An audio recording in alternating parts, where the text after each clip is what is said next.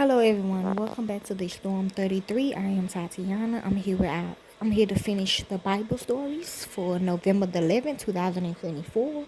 We'll be learning about the fall of Jericho, the walls falls down, Proverbs 3:5. It's about the invisible wall, okay? Scripture reference Joshua 5:13 through 6:27. Suggests emphasis. We should obey God even if we don't understand His commands. Memory verse. Trust the Lord with all your heart. Don't depend on your own understanding. Proverbs 3:5. Story overview. Joshua led the people in a battle to overtake the walled city of Jericho. Instead of soldiers, priests, and musicians led the people in marching around the walls of the city. After 7 days of this, the people shouted and blew trumpets. Immediately the walls of the city collapsed, and the soldiers completely destroyed the city of Jericho. Only one woman and her family was spared. This was because she, Rahab, had previously protected 2 Israelite spies. Background study. The Israelites had entered the promised land, but it was not theirs yet.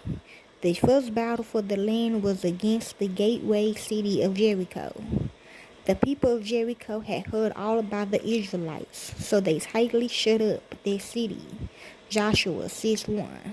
There were 5 usual ways to capture a walled city: by going over the walls using ladders or ramps, by digging a tunnel under the wall, by smashing a hole through the wall, by laying siege until the city is starved into submission, or by some sort of trick to get the people to open the gates, like the legendary wooden horse used by the Greeks on shore. Joshua was visited by a spiritual being on the night before the battle. The commander of the Lord's army, who appeared to him, solved all of the questions of attack. Joshua only had to follow instructions. Joshua 5:13 through 15. The commander could have been God himself because Joshua worshipped him as God and was told that the ground was holy, as Moses had been told at the burning bush.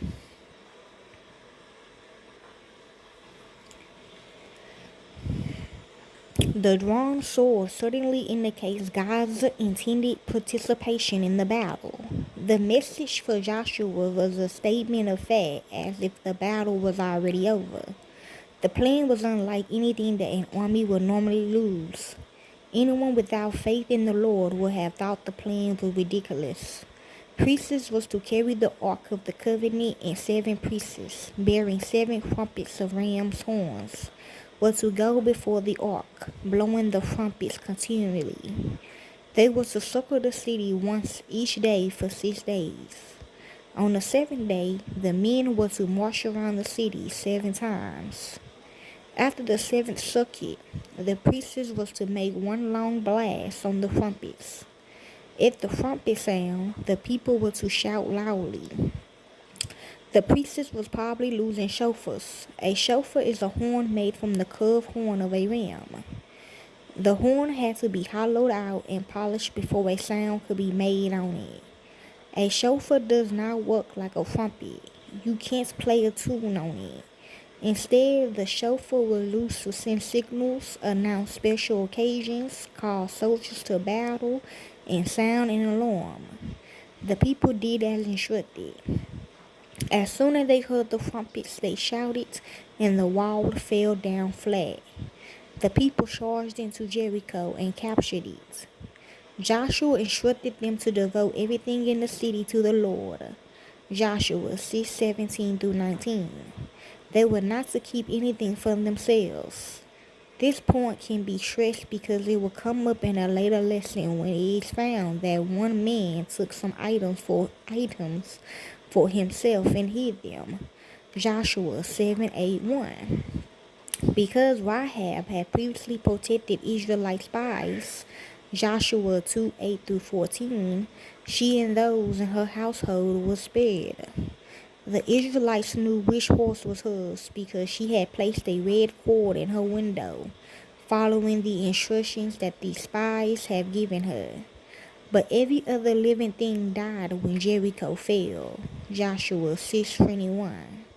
Joshua laid an oath on the city, saying that anyone who attempted to rebuild the city of Jericho would lose his firstborn in the laying of its foundations, and his youngest in the setting up of the gates. Joshua 6:26. This came true when Hill of Bethel attempted to rebuild the city over 500 years later, as reported in 1 Kings 16:34. Sometimes children and we adults do not understand why the Lord requires certain things of us. Joshua must have been puzzled by the commands in this story. We can be assured that the Lord knows what he is doing, if we could only trust him more. Way to introduce the story. Bring lollies or treats to the gatherings today.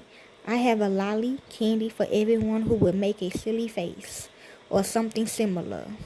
After giving out the lollies to all the children, ask them why they did such a silly thing. You probably did such a silly thing because you knew you would get the lolly. You really wanted that lolly.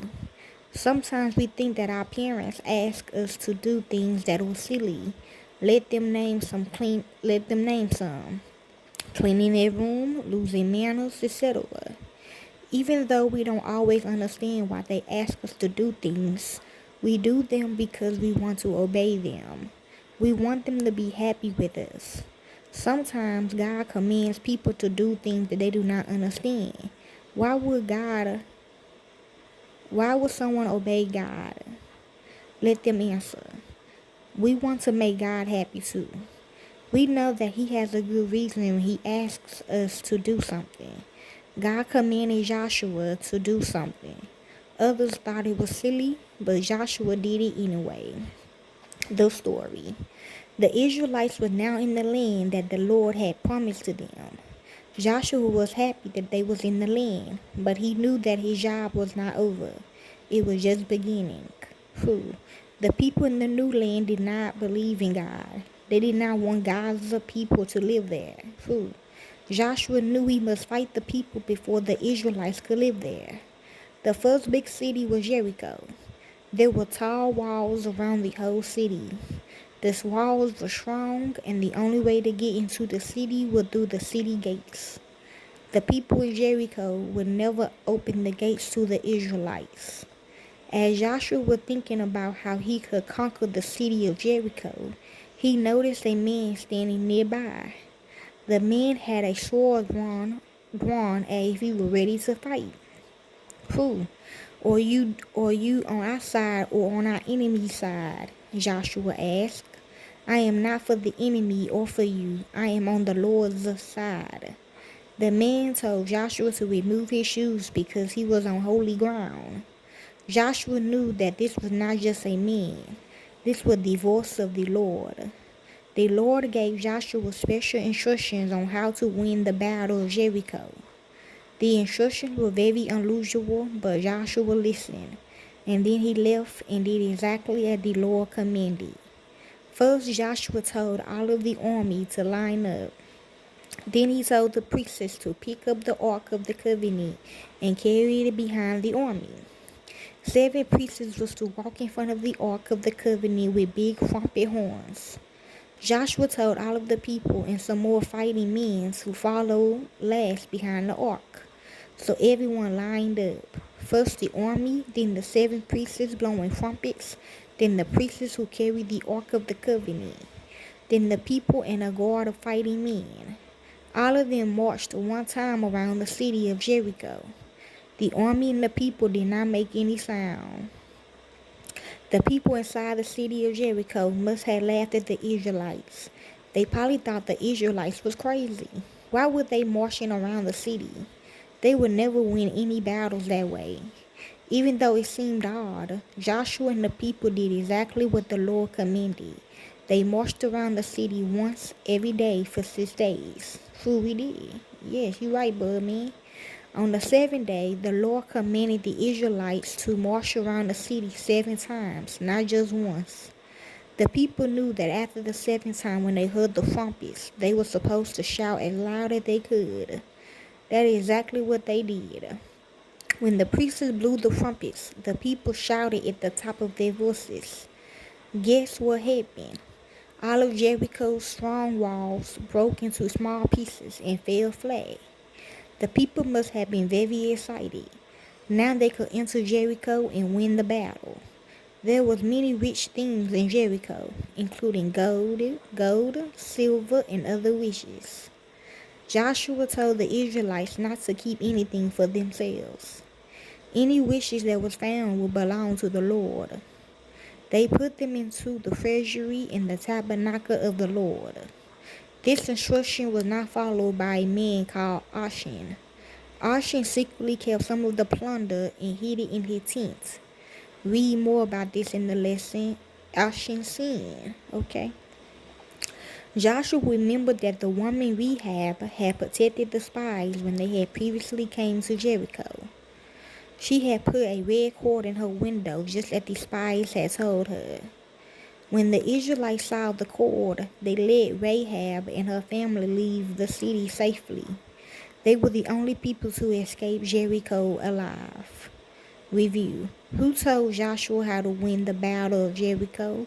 The Lord. A man with a sword appeared to Joshua. 2. Why was Jericho so hard to fight?